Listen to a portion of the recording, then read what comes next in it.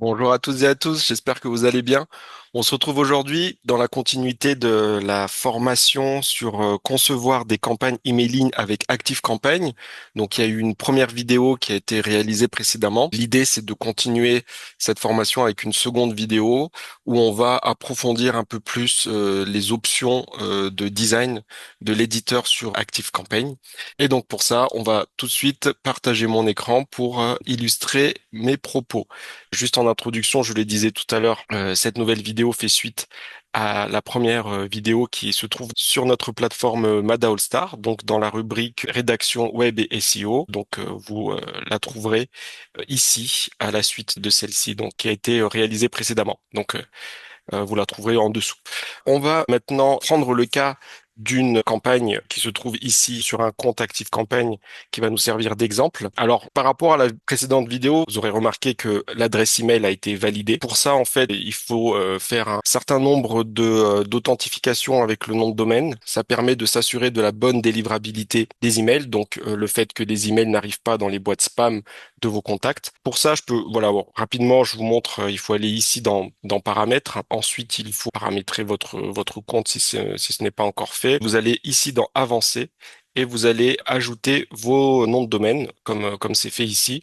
Et puis, vous allez suivre les démarches pour authentifier les DNS. Pour ça, il faut que soit vous, soit un développeur web ait accès au serveur où est hébergé le nom de domaine pour pouvoir eh bien paramétrer ces DNS. Donc, dites-moi éventuellement en commentaire si vous souhaitez que je fasse une vidéo dédiée là-dessus. Mais autrement, c'est un domaine technique qui relève plus du côté gestion de serveurs et développement web. Donc, on va pas trop approfondir le sujet ici. Donc, je vais revenir maintenant sur ce qui nous concerne ici, la partie design donc, et on va ouvrir cet exemple pour vous montrer les autres fonctionnalités de design un peu plus avancées, donc que j'ai pas pu encore aborder dans la première vidéo, qui s'est voulu un peu plus généraliste et un peu plus accessible. Déjà, première chose, ce qui est important lorsque vous designez un emailing, c'est de bien s'assurer des marges qu'il y a autour de l'email sur les différents types de supports. Pour ça, vous allez en fait agir sur les contenus qui sont en vert ici, parce que c'est eux qui cadrent les bordures. Et donc, ce qui est important, c'est de bien les utiliser. Ici, vous voyez qu'on a une en-tête au niveau de la structure ici. Lorsque vous créez la structure, eh bien, il faut la renseigner comme une en-tête, puisque c'est l'en-tête de l'emailing, hein, tout simplement. Ici, vous avez le contenu, donc bien le renseigner en tant que contenu. Et ici, vous avez le bas de page, également à bien renseigner en bas de page.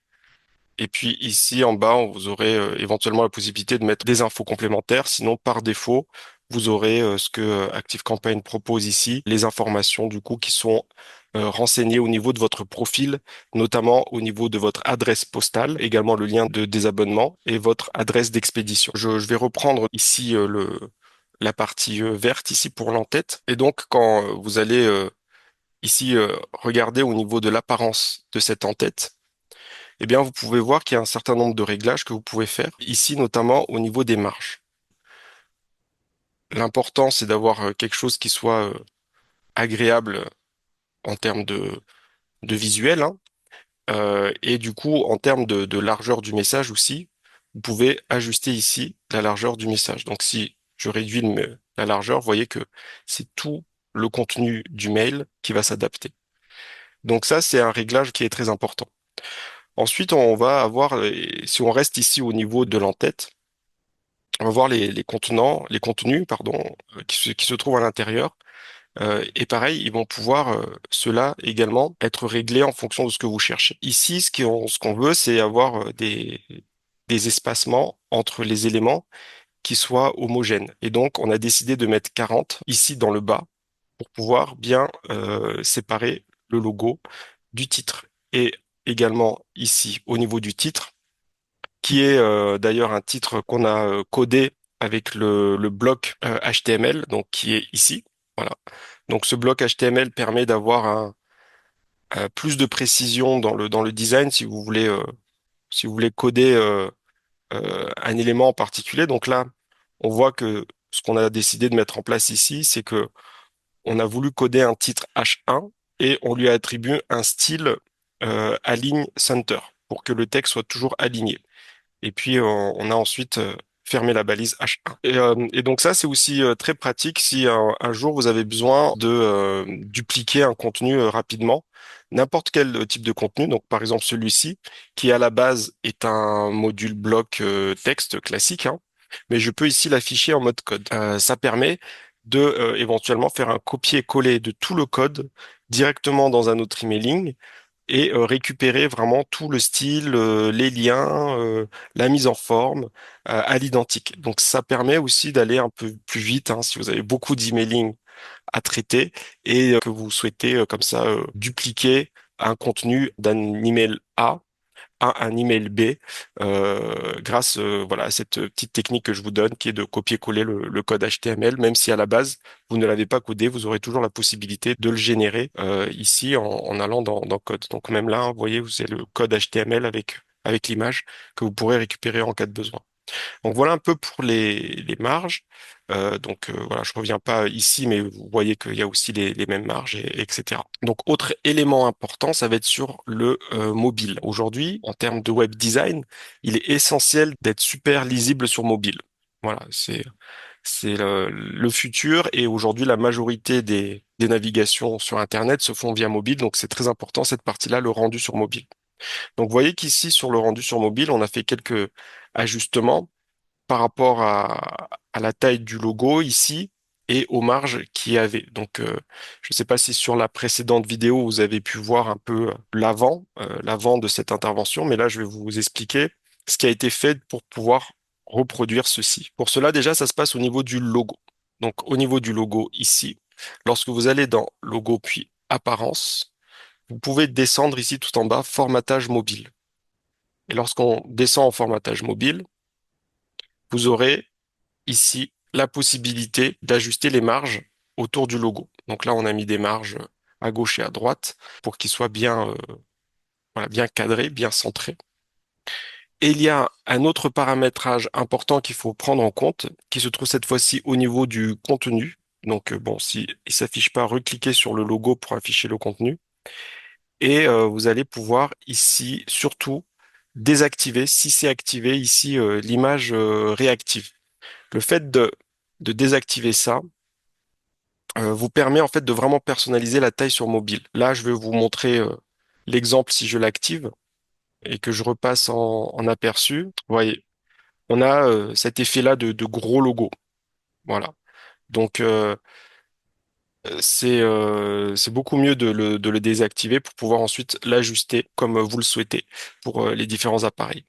Donc voilà les deux réglages, donc déjà pour les images, pour pouvoir bien les calibrer sur mobile. Donc premièrement, désactiver cette option image réactive et également dans apparence et dans formatage, vous pouvez jouer sur les marges ici. Ensuite, vous avez remarqué qu'il y avait des marges à gauche et à droite sur mobile pour avoir une meilleure lisibilité. Donc les textes ne sont pas collés aux deux parois. Il y a un certain espace qui a été prévu ici pour rendre ici d'ailleurs aussi hein, au niveau du titre.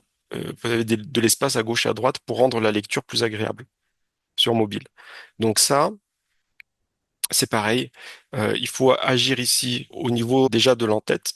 Entre parenthèses, hein, vous pouvez encore aller plus loin dans la personnalisation de vos contenus pour mobile ici en choisissant de masquer certains éléments sur mobile ou sur desktop selon vos besoins. Là, on l'a pas fait dans ce cas-là puisqu'on a essayé d'utiliser les mêmes éléments et juste de les rendre responsives, en fait, adaptés aux deux supports. Donc ici sur l'entête, c'est pareil, on va aller dans apparence. Et puis ici, on va pouvoir jouer également sur les marges à gauche et les marges à droite. Donc là, on va avoir pour toute la partie en tête, on va avoir 30 pixels de marge à gauche et à droite sur le formatage mobile. Pareil, après ici sur l'autre partie contenu, si je vais dans apparence, formatage mobile, on aura les mêmes réglages. Et pareil ici sur la partie bas de page, apparence, formatage mobile, 30-30. Donc si jamais je décidais de, par exemple ici, de réduire ça à, à 0, voilà. Si je vais dans l'aperçu, voilà, vous voyez tout de suite l'effet que ça a, c'est on a tout qui est collé au bord.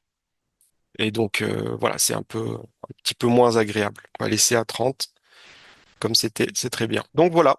Écoutez, je pense qu'on a fait le tour. N'hésitez pas à revenir vers moi dans les commentaires si vous avez des questions ou même si vous voulez juste nous remercier pour ce travail. Cette formation touche à sa fin. Je vous remercie pour votre soutien et je vous dis à bientôt pour une prochaine formation et très bonne continuation à vous dans les différentes formations de notre plateforme. À bientôt.